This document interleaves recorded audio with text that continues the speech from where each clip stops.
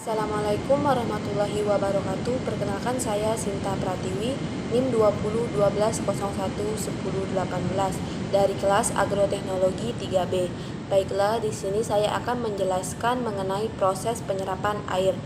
Penyerapan air terbagi menjadi dua, yaitu penyerapan air aktif dan penyerapan air pasif. Penyerapan air aktif terjadi melalui sel-sel rambut akar dan melibatkan gerakan simplas air dan juga menggunakan energi untuk metabolisme. Sedangkan penyerapan air pasif yaitu penyerapan yang terjadi ketika tingkat transpirasi tinggi. Penyerapan pasif melibatkan apoplas gerakan air dan memanfaatkan energi surya untuk proses transpirasi. Selanjutnya yaitu proses pengangkutan air. Proses pengangkutan air dilakukan oleh akar.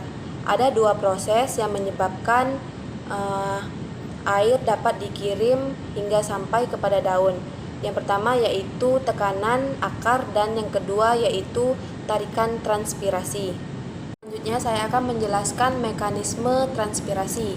Pada transpirasi, hal yang paling penting adalah difusi uap air dari udara yang lembab di dalam daun ke udara di luar daun. Ada banyak langkah yang dimana perpindahan air dan banyak faktor yang mempengaruhi pergerakannya. Air diserap ke akar secara osmosis melalui rambut akar. Sebagian besar bergerak menurut gradien potensial air melalui silem.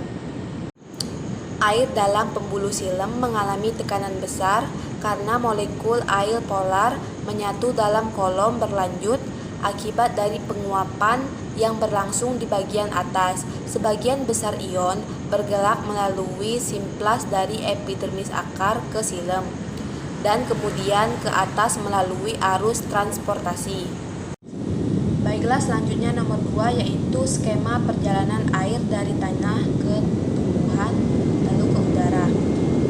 Yang pertama-tama yaitu air diserap melalui rambut-rambut akar, kemudian melalui korteks endodermis, kemudian silem akar.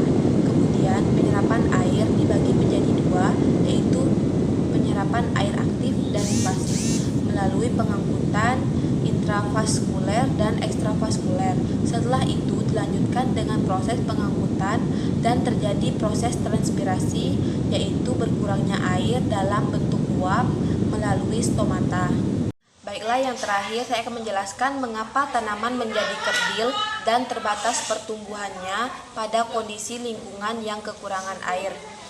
Ini diakibatkan apabila kekurangan air pada tanaman, tanaman berada pada turgor dengan nilai 0, dan pada tanaman yang kekurangan air hanya memiliki ukuran sel yang kecil dibandingkan dengan tanaman yang cukup air. Sekian penjelasan dari saya. Wassalamualaikum warahmatullahi wabarakatuh.